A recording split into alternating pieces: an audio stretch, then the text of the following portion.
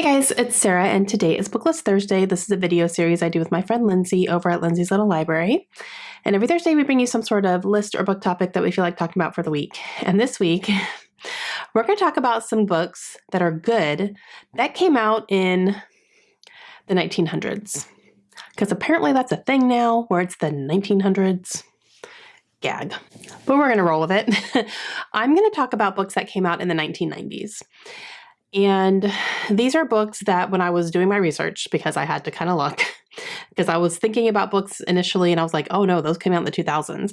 So I found some that I went, oh, interesting. Good stuff. So we're going to start with the earliest and end with the latest, but these are all came out in the 90s. 1991, Outlander by Diana Gabaldon came out.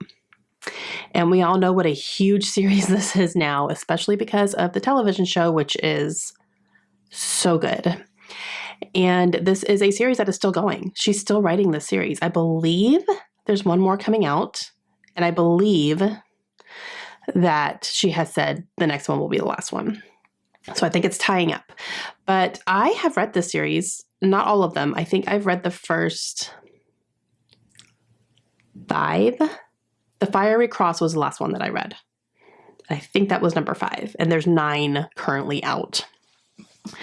I would like to get back to this one though and read some more for sure. And yeah, so 1991 though, and that thing is still going strong. In 1993, Along Came a Spider by James Patterson came out.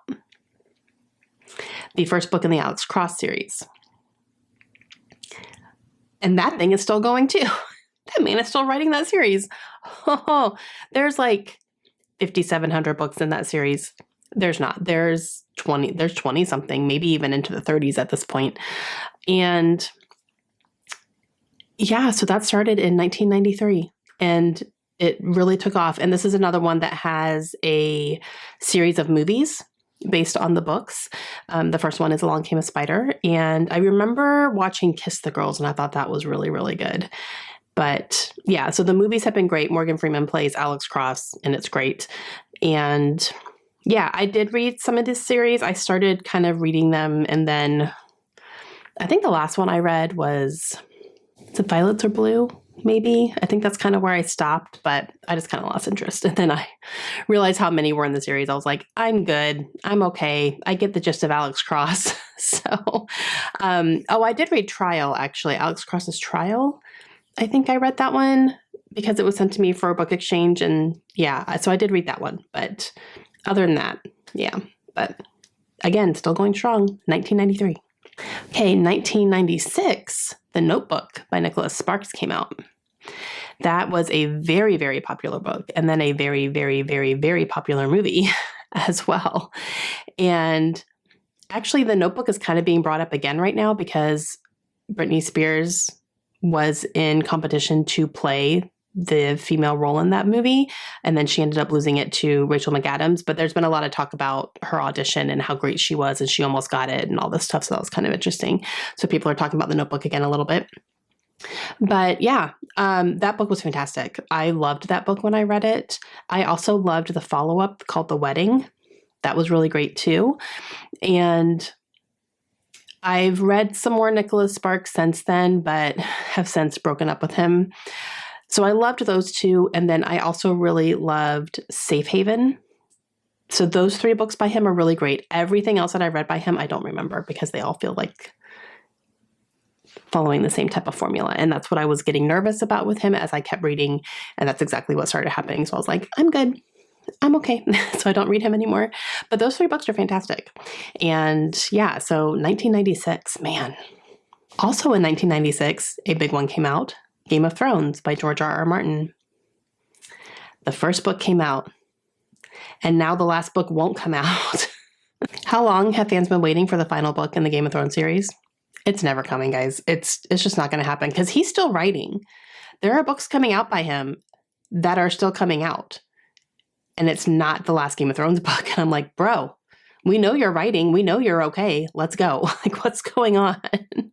I don't know why he's not writing it. I have no idea.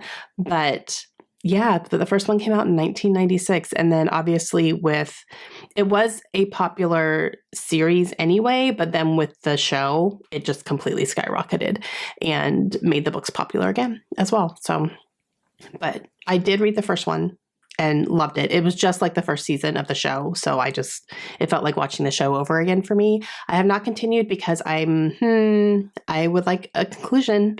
I don't think I want to put all that time into these books if there's no conclusion at all. Don't make me go with the conclusion of the show, please. Don't make me do that because I watched the entire show series. So I have a conclusion there. I didn't love it, but at least I got something. So yeah, but 1996 is when all that started. And last but never least is in 1999, the third Harry Potter book came out, which is Prisoner of Azkaban. And that one is the one I'm highlighting because that was my favorite book of the series. Upon my last reread, I went, man, there's so much that happened in that book that was pivotal to the entire series. And so it became my favorite.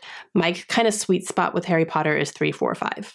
Like right in the middle there is just those 3 books were fantastic. Just so much of all the really good stuff that I loved so much about the series. And, the things that happened in there and the characters that were introduced and all that, like those 3 books were. And so 1999 is when book 3 came out. Okay, guys, those are some books that really stood out to me that have come out in the 1990s and that are still popular today. All of these books are still popular today, and they all have adaptations. Yeah, every single one has adaptations. So that's interesting as well. They've all been either movies or TV shows. And yeah, so it's very interesting to kind of go back and see when things really started. So that's pretty cool. And especially because all of these are still relevant today, every single one. So make sure you head over to Lindsay's channel and see what book she's talking about that came out in the 1900s. I'm really interested to see what she's going to talk about as well. And we will see you guys again soon. Hope you have a great day. Bye.